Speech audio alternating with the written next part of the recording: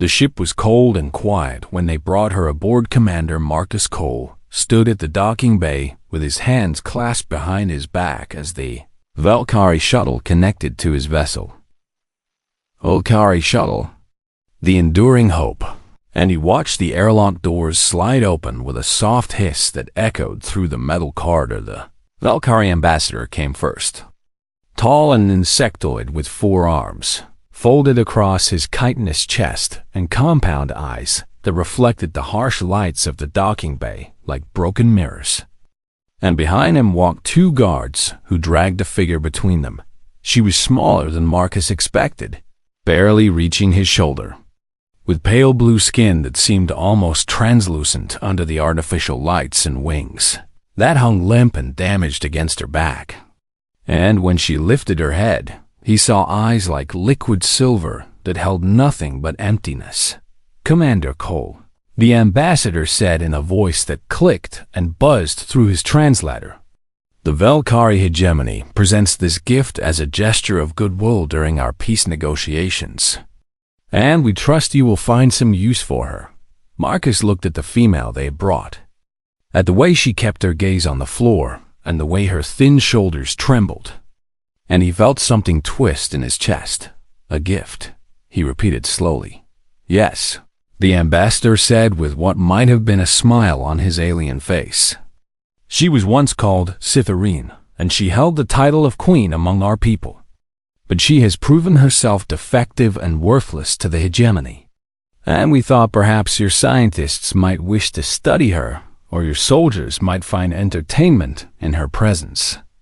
The words hit Marcus like a punch to the gut, and he saw the female flinch at each one as if they were physical blows.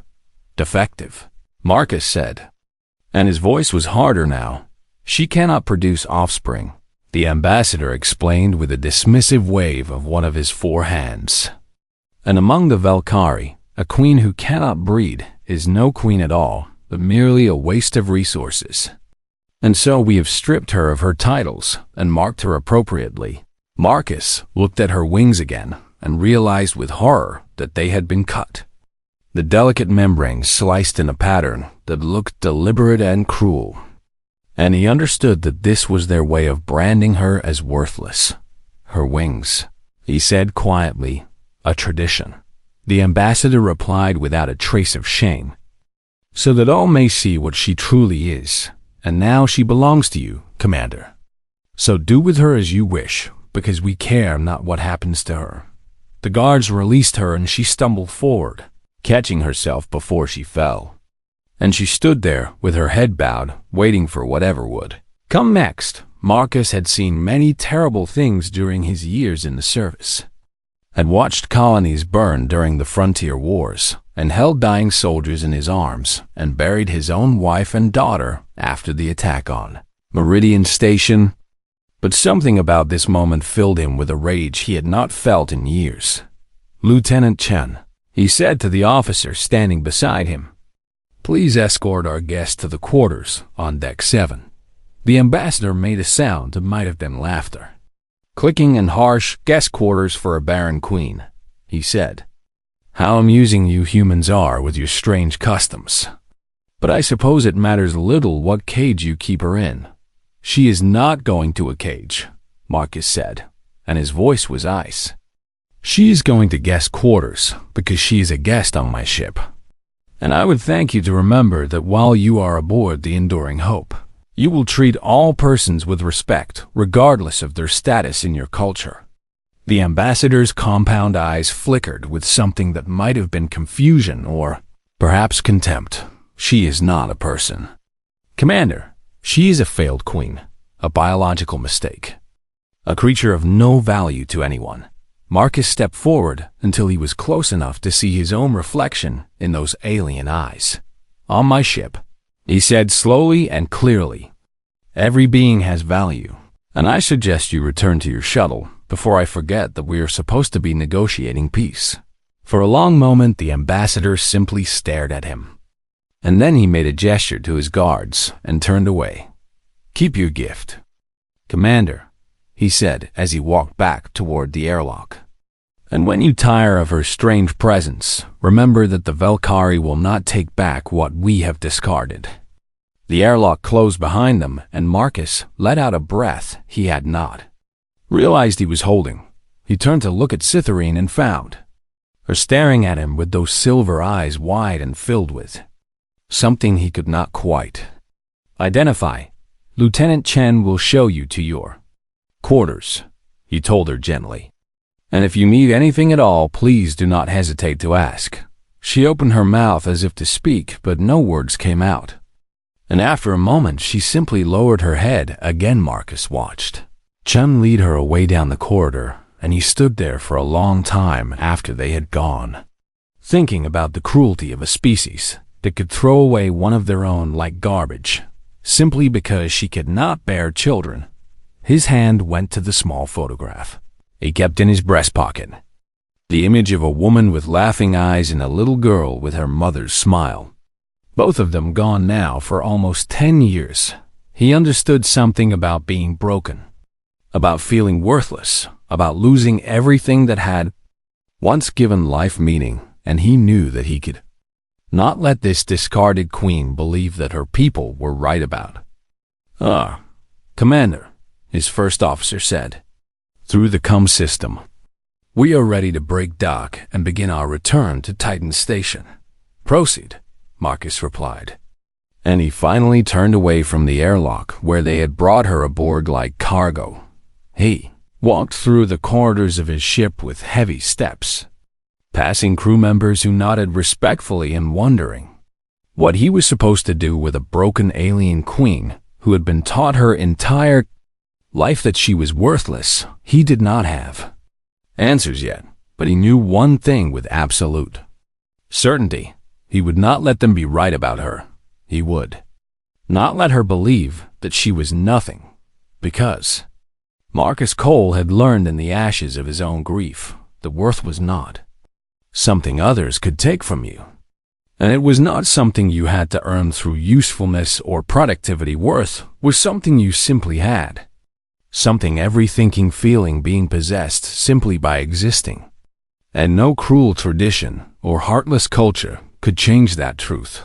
The enduring hope jumped to faster than light speed and began its long journey home, carrying within its metal walls a commander who had lost everything and a queen who had been told she was nothing. Neither of them knew yet how much they would come to mean to each other.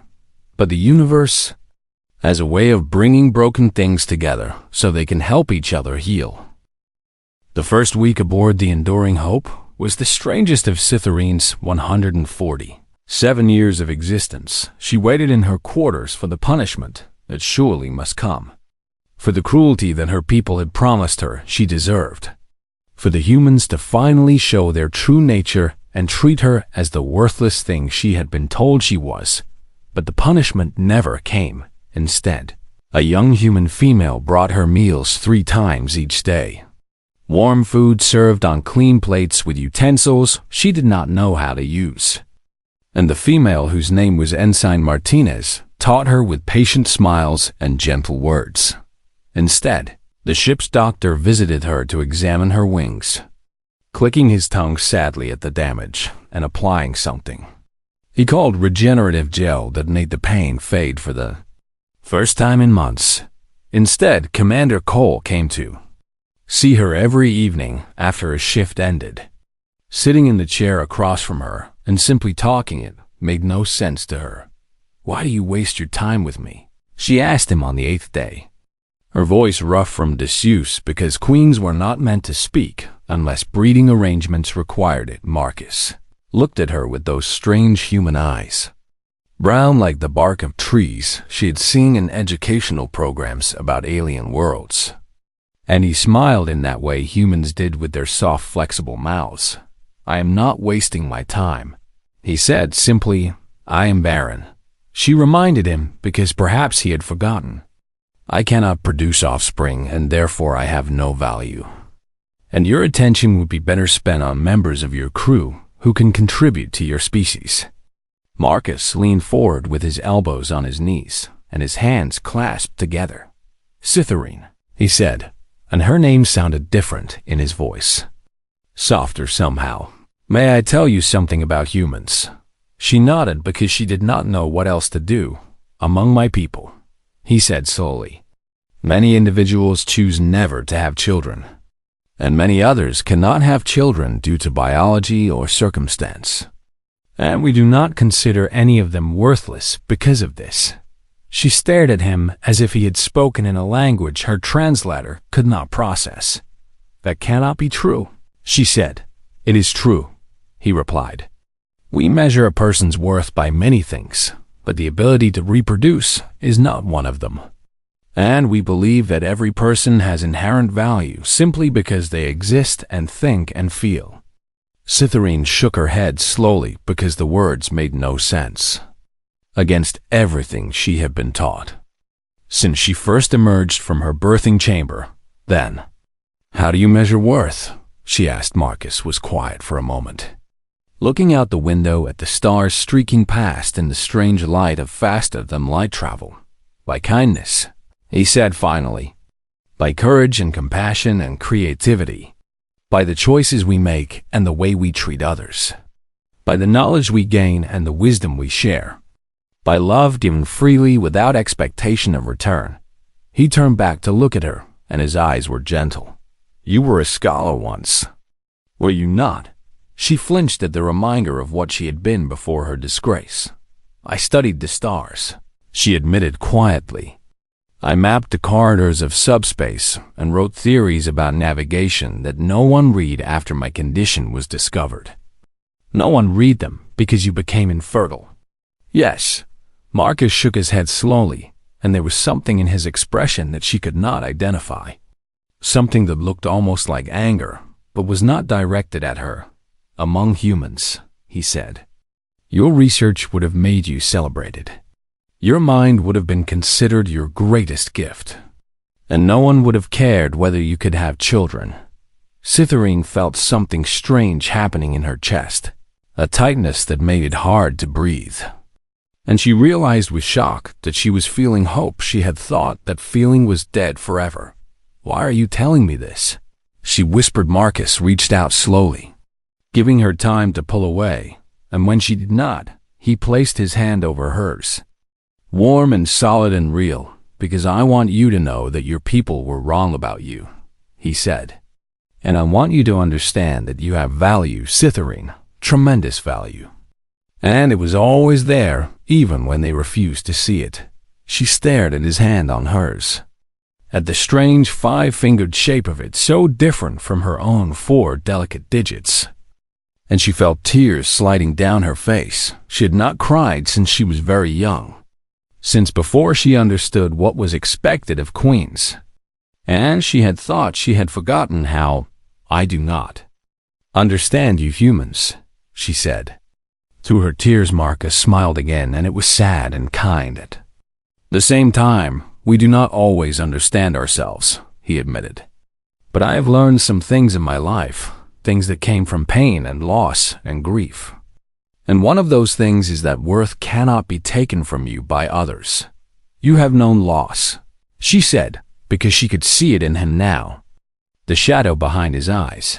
"Yes," he said quietly. "I had a wife named Elena and a daughter named Sophie, and they were everything to me. And 10 years ago, they were killed in an attack on our colony while I was away on a mission." Cytherine felt her heart's ache for him, both of them beating painfully against her ribs. "I am sorry," she said, and she meant it deeply.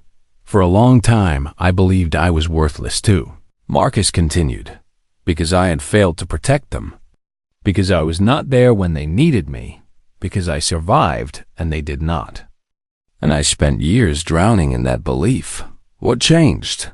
she asked. He looked at her with those kind brown eyes. "I realized that my worth was not measured by whether I could save everyone I loved," he said. "And that honoring their memory meant living fully and treating others with the love I could no longer give to them." He squeezed her hand gently. "You are not worthless because you cannot have children," he said. "Just as I am not worthless because I could not save my family. And the people who told you otherwise were wrong and cruel. and I am sorry that you spent so long believing them."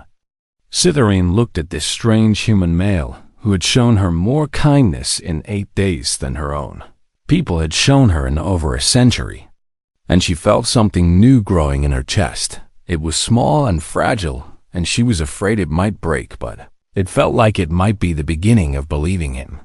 "Thank you, Marcus," she said, and it was the first time she had used his name. His smile grew warmer. "You are welcome, Cytherine," he replied, "and I want you to know that whatever happens when we reach human space, I will make sure you are treated with the dignity you deserve." She did not fully believe him yet, but for the first time in many years, she wanted to believe, and that wanting felt like the first step on a very long journey toward learning to see herself the way this human saw her, not as a defective queen, but as a person worthy of kindness and respect, and perhaps even something more. Titan Station hung like a jewel against the golden glow of Saturn's rings. Massive and sprawling with lights that twinkled from thousands of windows where millions of humans lived and worked and dreamed. Cytherine pressed her face against the viewport of the enduring hope as they approached, her silver eyes wide with wonder at the sheer scale of what these humans had built. "It is beautiful," she whispered. Marcus stood beside her, close enough that she could feel the warmth radiating from his body, and he smiled at her amazement. "Welcome to your new home," he said, but before she could truly call it home, there were battles to be fought, and Marcus fought them with a ferocity that surprised. The first battle was in a cold gray room where men and women in formal clothing sat behind a long table and looked at Cytherine like she was a problem to be solved rather than a person to be helped. "She could be a valuable bargaining chip," one of them said. "A woman with hard eyes and silver hair. The Valkyrie might offer significant concessions to have her returned." "She is not a bargaining chip," Marcus replied, and his voice was steel wrapped in ice. "She is a sentient being who was given to us and who has committed no crime against humanity." "Commander Cole," another official said with obvious impatience, "you are letting sentiment cloud your judgment, and we must consider what is best for the Terran Accord." Marcus stood up slowly, and when he spoke, his voice filled the room with quiet authority. "What is best for the Terran Accord is to demonstrate that we are a civilization that values individuals over politics," he said. "And if we send this woman back to be enslaved or killed simply because it might be convenient for our negotiations, then we have proven ourselves no better than the Valkyrie." He looked at each member of the council in turn. "I did not spend 20 years in uniform, defending our people so that we could become the kind of civilization that trades living beings for political advantage," he continued. "And if that is what we have become, then I no longer wish to wear this uniform." The room was silent. Cytherine watched him with her hearts pounding and something like awe growing in her chest, because no one had ever fought for her before. No one had ever risked anything for her sake. And here was this human male ready to throw away his career rather than let her be used as currency. In the end, the council voted to grant her asylum by a narrow margin. And Cytherine learned later that it was not only Marcus who had argued for her, but also thousands of ordinary humans who had heard her story and sent messages demanding that she be protected. She could not understand why strangers would care about her fate, because you are a person, Marcus explained when she asked. And humans have learned through our history that when we do not stand up for the vulnerable, we lose something essential about ourselves. Within a month, she was offered a position at the Kepler Institute of Xenosciences, not as a specimen to be studied, but as a researcher in her own right. And when she walked through the doors for the first time, she felt like she was stepping into a dream. Her office had windows that looked out at the stars. Her colleagues greeted her with smiles and handshakes and genuine curiosity about her work. Her supervisor, an elderly human male named Dr. Chun, who was no relation to the lieutenant from the ship, read her old research papers, and declared them brilliant. "Your theory on subspace corridor prediction," he said with excitement in his voice. "If it is correct, it could reduce travel times across the galaxy by 30%. And I cannot believe your people ignored this." "I was barren," she said, because it was the only explanation she had. Dr. Chun made a sound of disgust and shook his head. "Their loss is our gain," he said firmly. "Now let us get to work." And so she did. The months passed and her research flourished, and her theories were tested and proven and published in journals that beings across the galaxy would read. And slowly she began to believe what Marcus had told her. She had value. She had always had value. Her people had simply been too blind to see it. But the greatest joy came not from her work, but from the connections she formed with the Realm. Humans around her. There were the children at the station school who asked her to visit and tell them about the stars. Young ones with bright eyes who giggled when she let them touch her antennae and gasped with wonder when she showed them images of Valkyrie homeworld. There were her colleagues who invited her to something called coffee breaks, where they talked about everything from quantum physics to something called football, which seemed to involve a great deal of shouting. There was Dr. Martinez from the medical bay, who worked patiently on her wings week after week, using human medicine to heal what the Valkyrie had damaged. And one morning Cytherine woke to find she could move them again. She stood in front of the mirror in her quarters and slowly extended her wings to their full span, watching the light catch the delicate membranes that were whole once more. And she wept with a joy she had never known was possible. But most of all, there was Marcus. He had been reassigned to Titan Station after their return, a promotion that he insisted had nothing to do with wanting to stay near her, though his ears turned red when she mentioned this.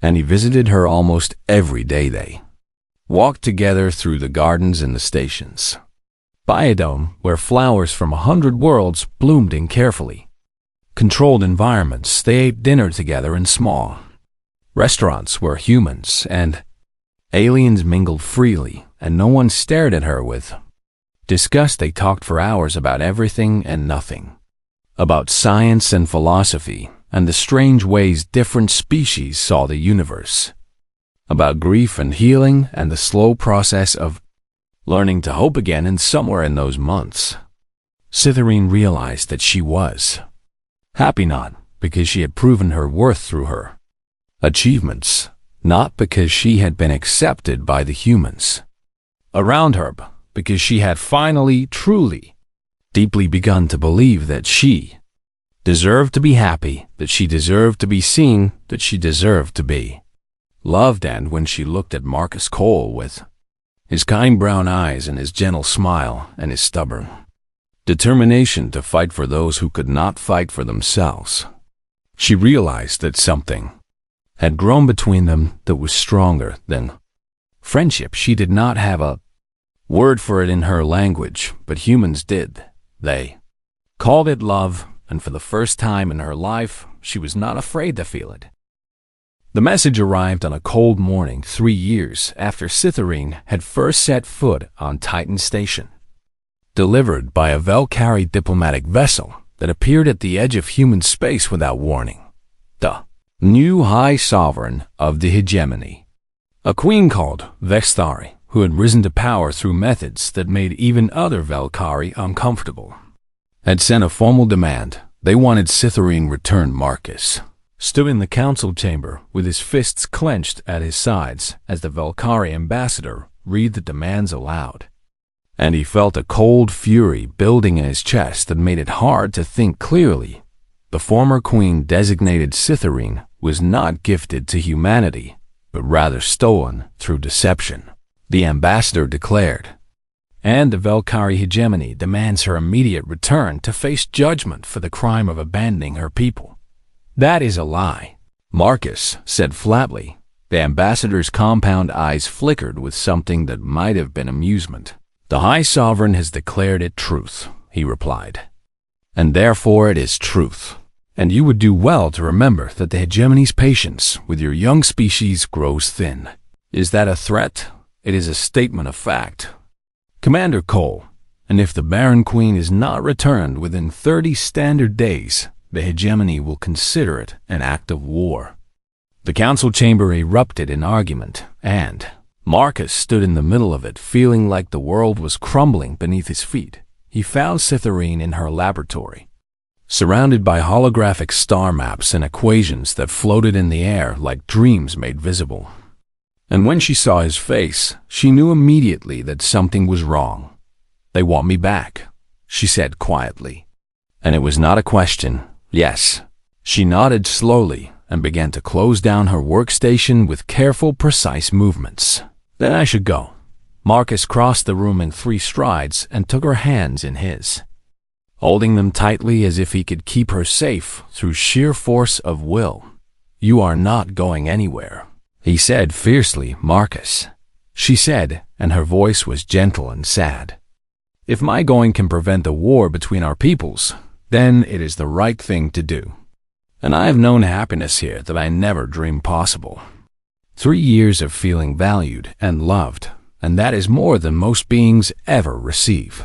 No, I cannot let humans die for my sake. Cytherine," he said, and his voice cracked on her name. "I cannot lose you, not after everything.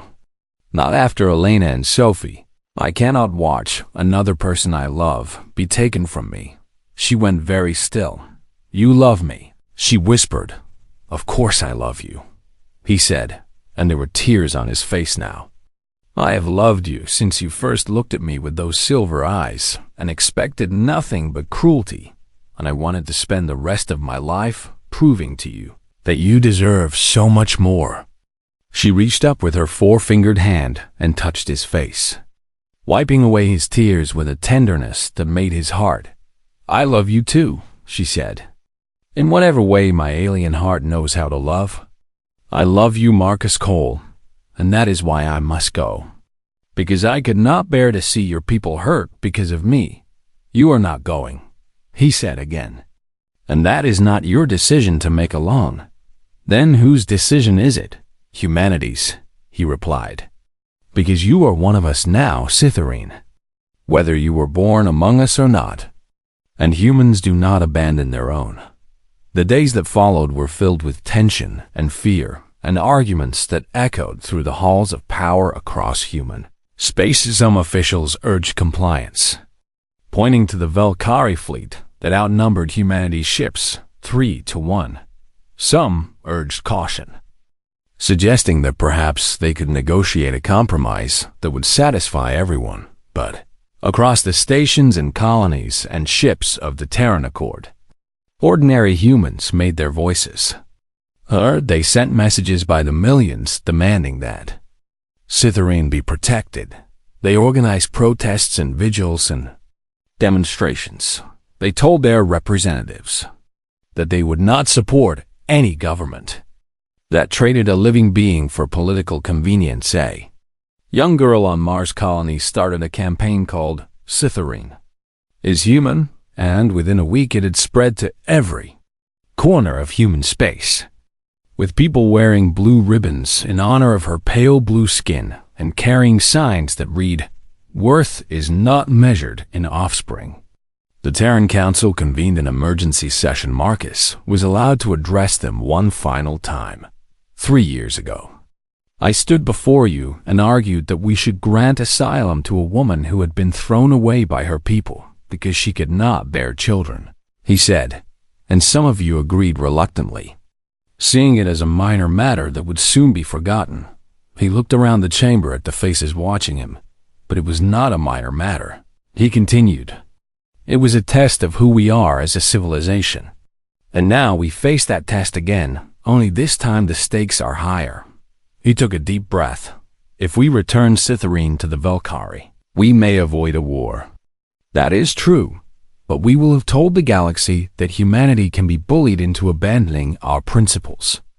We will have shown every species watching that we value our own safety more than our own souls. And we will have proven the Velkari right when they said she was worthless. His voice grew stronger. But if we stand firm, if we declare that Cytherine is one of us and that we will defend her as we would defend any human citizen, then we show the galaxy something else entirely. We show them that humanity is a species worth respecting, worth fearing, worth trusting. He looked directly at the council president. The hegemony is already bleeding from their war with the Rethany Collective, he said. They cannot afford to fight on two fronts, and they know it. Their demand is a bluff born of desperation and embarrassment, and if we call that bluff, they will back down. The council president studied him for a long moment. And if you are wrong, Commander Cole, if they do not back down and war comes, will you accept responsibility for the lives lost? Marcus stood tall. I will, he said. Because some things are worth fighting for. And the principle that every being has inherent worth, regardless of what others say about them, is one of those things. The vote was close, but in the end humanity chose to stand. The council declared Cytherine a naturalized citizen of the Terran Accord, with all the rights and protections that came with that status. And they informed the Velkari hegemony that any attempt to take her by force would be considered an act of war against all of humanity. For 3 days the galaxy held its breath, and then the Velkari response came. The High Sovereign declared Cytherine dead to the hive, severing all acknowledgement of her existence and withdrawing. The demand for her return was surrender disguised as dismissal. Marcus found Cytherine standing at the viewport in her quarters, her fully healed wings catching the light of distant stars. And when she turned to look at him, there were tears streaming down her face. I am free, she whispered, as if she could not quite believe it. You were always free, he replied. You just needed a species stubborn enough to help you see it. She crossed the room and wrapped her arms around him, her wings folding around them both like a shimmering cocoon. And he held her as she cried tears of joy and relief and something that felt very much like the beginning of a new chapter. I love you, she said against his chest. I love you too, he replied. And in that moment, with Saturn's rings glowing golden through the window and a freed queen in his arms, Marcus Cole felt something he had not felt in a very long time. He felt like the future might actually be worth living. 5 years had passed since the day humanity told the Velkari hegemony that Cytherine belonged to them. Now 5 years of research and discovery and quiet happiness. 5 years of learning what it meant to be loved. Cytherine stood behind the podium in the great auditorium of the newly constructed institute that bore her name, looking out at the hundreds of faces gathered to witness this moment. And she felt her heart beating strong and steady in her chest. The Cytherine Cole Institute for Interspecies Understanding.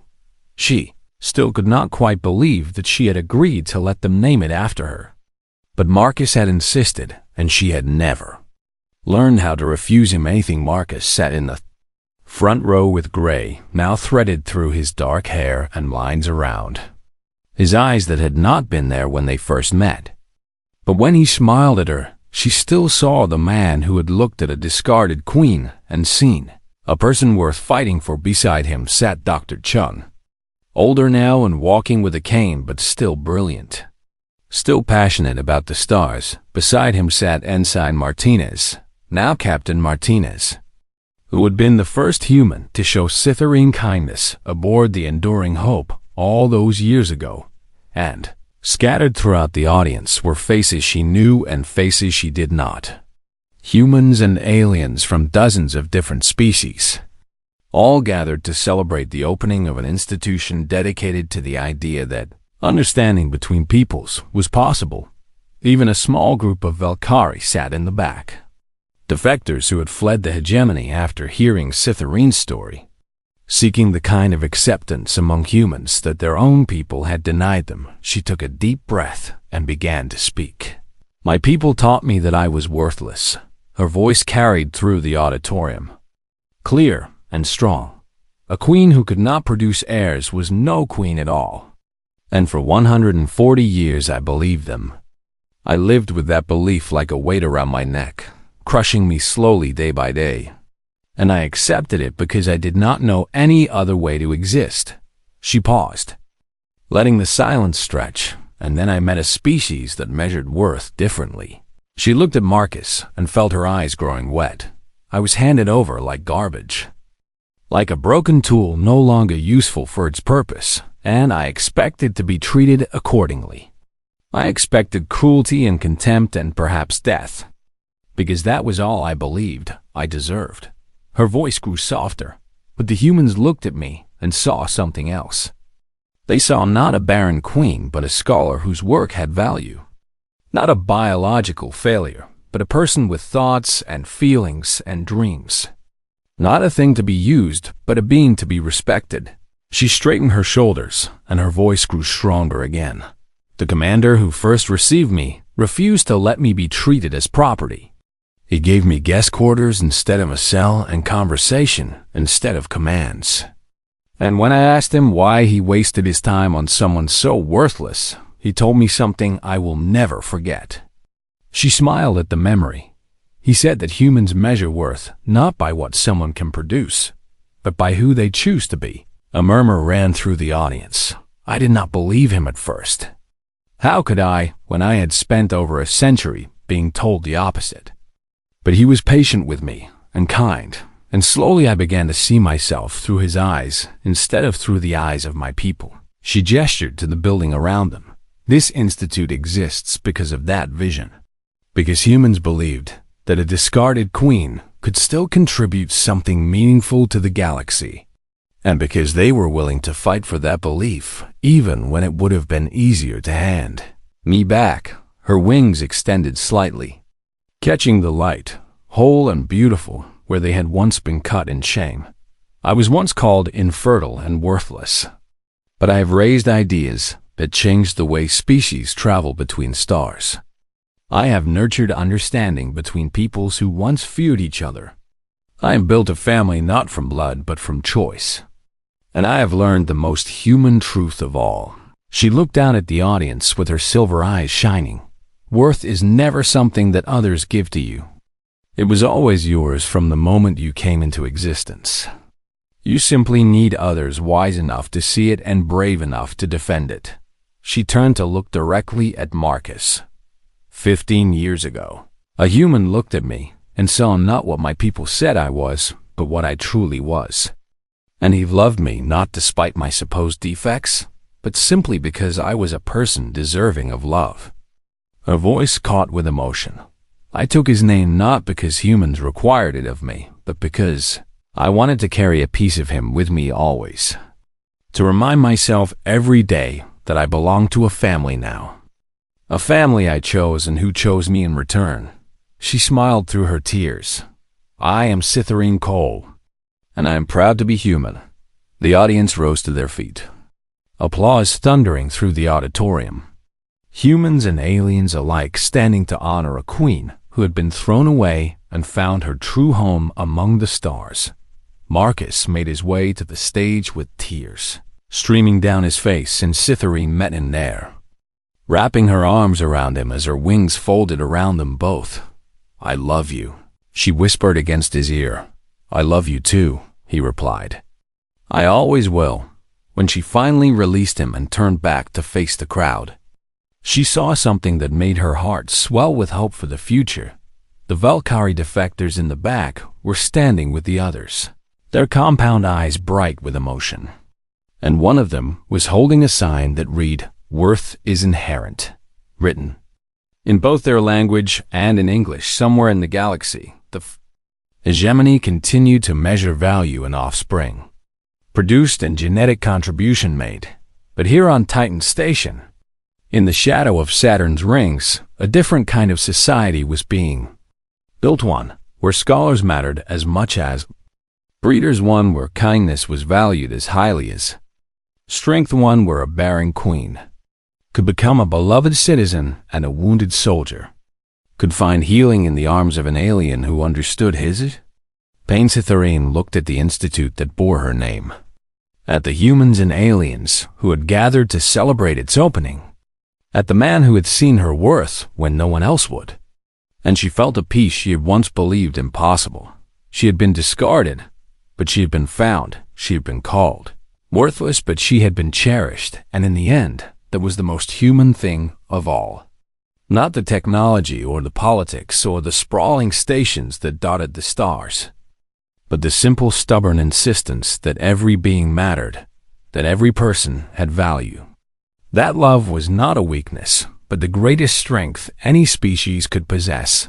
The ceremony ended, and the guests departed, and eventually, Cytherine and Marcus stood alone on the observation deck, watching the stars wheel slowly past. "Do you ever wonder what would have happened if you had treated me the way my people expected?" she asked quietly. Marcus considered the question. "Sometimes," he admitted. "But then I remember that I had no choice in the matter. Not really. Because being kind to you was not a decision I made. It was simply who I am. And I think that is true of humanity as a whole." "What do you mean?" He smiled and pulled her closer. "I mean that we are a species that cannot help but see the worth in others, even when those others cannot see it in themselves. And that is not always comfortable or convenient, but it is who we are." Cytherine leaned her head against his shoulder and watched the stars. "I am glad," she said softly, "that of all the species in the galaxy, I was given to the one that sees worth where others see nothing." "And I am glad," Marcus replied, "that of all the queens in the galaxy, I was given the one who taught me that love does not have to match biology to be real." They stood together in the starlight, a human and a Valkyrie, bound not by blood or species or any biological imperative, but by something stronger, by choice, by compassion, by the stubborn human insistence that everyone deserves to be cherished. And somewhere in the vast darkness between stars, their story rippled outward like rings on water, reaching the ears of beings who had also been told they were worthless, who had also been discarded by their people, who had also lost hope, and those beings looked toward human space and wondered if perhaps they too might find a home among the strange species that measured worth by kindness instead of usefulness. The universe was vast and often cruel, but humanity had planted a seed of something better, and Cytherine Cole, the queen who had been thrown away, was proof that sometimes the most worthless things turn out to be the most precious of all.